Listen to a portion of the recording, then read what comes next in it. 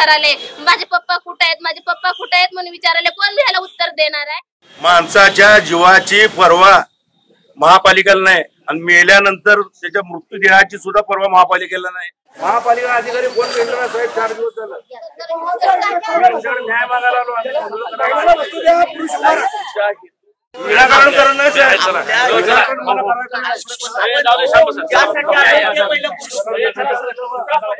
तक्रारदारावर पहिला गुन्हा दाखल करा, शिंदे म्हणून आणि त्यामुळं आता सतीश शिंदेला नाही, सतीश शिंदेला नाही, संबंधित मक्तेदारावर गुन्हा दाखल, संबंधित मक्तेदारावर गुन्हा दाखल, महापालिका प्रशासनाचा धिक्कार असो, धिक्कार असो. माझे मिस्टर भेटत नाहीत. त्यांना विचारलं तर हे लोक म्हणतात आमचा प्रयत्न चालूच आहे. तुमचा काय प्रयत्न चालू आहे की माझ्या मिस्टरची काहीच खबर नाही? तुम्ही तिथं अलर्ट केला असो, त्याने तिथे गेलेच नसते. त्यांच्या चुकीमुळे आज माझे मिस्टर गेले. तर त्याने पहिले तिथं ते लावायला पाहिजे होते, लावले नाही. आता पत्रे बित्रे मारून त्यांचा काय उपयोग आहे? म्हणजे आमचा मिस्टर जाण्याची त्याने वाट बघत होते का? त्याने काय प्रयत्न करत नाहीत? मला तर वाटत नाही की त्याने काय प्रयत्न करत नाहीत. माझं बाळ मी कुणाच्या तोंडाकडे बघायचं? त्यांच्यामुळे तर माझं घर भागत होतं, त्यांच्यामुळे तर सगळं माझं हे होत होतं. मला काहीही करून मला माझे मिस्टर पाहिजेत. मला माझ्या मिस्टराला कुठल्या पण हालतीत हुडकून आणायलाच पाहिजे.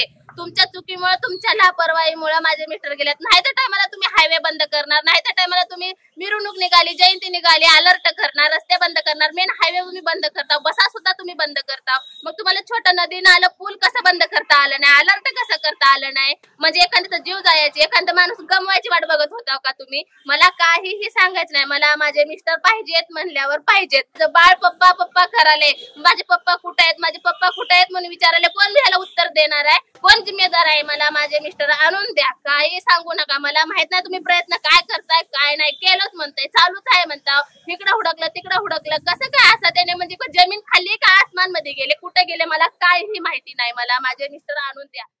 मग ते जाताना रोजच्या असं जाण्याप्रमाणे त्याने गेला आणि ती पाण्यामध्ये उभारला होता.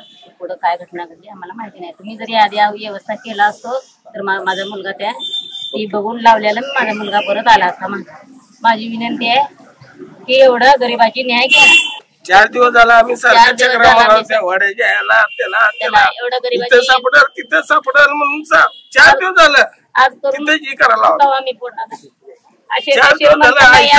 तिथं सापडल तिथे येईल म्हणून आम्ही तिथंच इकडे जा तिकडे जा तिकडे जा, त्या बिरीजला जा या बिरीजला जा, तिथं सापडेल. कुठं पाणी थांबतंय हिरजला गेला, डोंगरगावला गेला, तिथं आम्ही जाऊन देगावला गेला, इथून आम्ही 4 दिवस झाले इकडे मिळेल तिकडे मिळेल म्हणून 4 दिवस झालं. त्या दिवशी प्रशासनाच्या गलत प्रभागामुळे एवढं पाणी वाढलं. त्यावेळेला त्याच्यावर उंच असणारा आमचा वसंत विहारचा पूल बंद केला. तिथं बॅरिकेडिंग लावलं यांनी, पण खालच्या पुलाला बॅरिकेडिंग लावलं नाही. त्यामुळे 11:30 तरी काही दिसलं नाही. त्याची रिक्षा गेली आणि तोही वाहून गेला. त्याची बॉडी अजून सापडत नाही. सगळ्यात महत्वाचं म्हणजे ना, ते सर्व्हिस रोड आहे गणेशनगर मडके वस्तीवरची जी लोक येतात, हे पूल तिथल्या कॉन्ट्रॅक्टदाराने न सांगता पाडलाय. एनओसी घेतली नाही महापालिकेची, कुणाची एनओसी केलेली आहे. या सगळ्यात महत्वाचं महापालिकेचे आयुक्त साहेब आणि नगर अभियंता यांचा मोठा हात आहे. आणि आता रस्ता बंद केलाय. ठीक आहे, आता पाणी आलंय, रस्ता बंद करायला पाहिजे. माझा गणेशनगर मडके वस्तीतल्या लोकांनी यायचं कसं सोलापुरात? वन वे आलं तर हायवे नाही यावं, की ट्रकाखाली माणसं चिरडली जातात. आज 1000 विद्यार्थी शाळेला, इकडं शरद पवार शाळेला, शिवाजी शाळेला, बाकीच्या सगळ्या शाळेला येतात. ते पूल कोणाला न सांगता पाडलेला आहे. त्याची पहिला चौकशी करा आणि कंत्राटदारावर 302चा गुन्हा दाखल करून त्याला हात घाला. आमचं आंदोलन, आम्हाला पोलीस खात्याने न्याय द्यावा. यात महापालिकेचे अधिकारी, मोठमोठे लोकप्रतिनिधी येतात. 4 दिवस झालं ही सगळी मंडळी त्या पुलाच्या त्या वड्याच्या किनारी दिवस रात्र पाठ्यपासून उपाशी तपाशी बसले. अजून बॉडी सापडली नाही. तुम्हाला सांगायला एनडीएफची काय ती बोट आली ना, त्या बोटीला पेट्रोल नव्हतं साहेब. आम्ही बघितलं डोळं, त्या बोटीला पेट्रोल नव्हतं. वसंत विहार पाशी बोट दोरीने ओढले आणि लोकांनी पैसे दिल्यावर ते पेट्रोल घातले. अशी सरकारची परिस्थिती आहे. आता बॉडी केव्हा सापडायची सांगायची. आणि यांना महानगरपालिकेने या कुटुंबाला, शिंदे कुटुंबाला यांना आर्थिक मदत करावी. आता बॉडी तर अजून सापडली नाही. ती माणूस जिवंत आहे का मेला आमच्या माहितीप्रमाणे तर व्हिडिओमध्ये ते पाण्यात वाहून गेलेला दिसते. म्हणजे त्याची बॉडीच मिळणार. तर महानगरपालिकेमध्ये त्यांच्या घरच्यांना कोणाला तरी घेणं आणि महापालिकेने आर्थिक मदत करणं आणि जो खालचा रस्ता कॉन्ट्रॅक्टदारांनी न सांगता तोडलाय की महापालिकेचे अधिकारी आणि त्या कॉन्ट्रॅक्टरवर गुन्हा दाखल करतात. जर त्यांच्या गुन्हा दाखल झाला नाही पुढची भूमिका काय असणार? आम्ही हायवे बंद करणार. मडकी वस्ती वारद वस्तीचा पूर्ण आम्हाला जोपर्यंत न्याय मिळत नाही, आमची बॉडी जोपर्यंत समजत नाही आणि शिंदे कुटुंबाला जोपर्यंत आर्थिक मदत म्हणा किंवा न्याय महापालिका देत नाही, आम्ही पूर्ण हायवे बंद करणार. भले आमच्यावर किती गुन्हे दाखल झाले हरकत नाही. आम्ही पक्षपेक्षा बघितलं नाही, सगळ्या पक्षातील लोक आहेत, कुठल्या पक्षाचा मोर्चा नाही. ही चौथा पुणे नाक्यावरून आलेली सगळी लोक आहेत आणि आमचे हाल आमच्यापेक्षा गणेश नगरवाल्याचे मडकी वस्तीवाल्याचे हाल सध्या प्रचंड प्रमाणात तिथे आहे.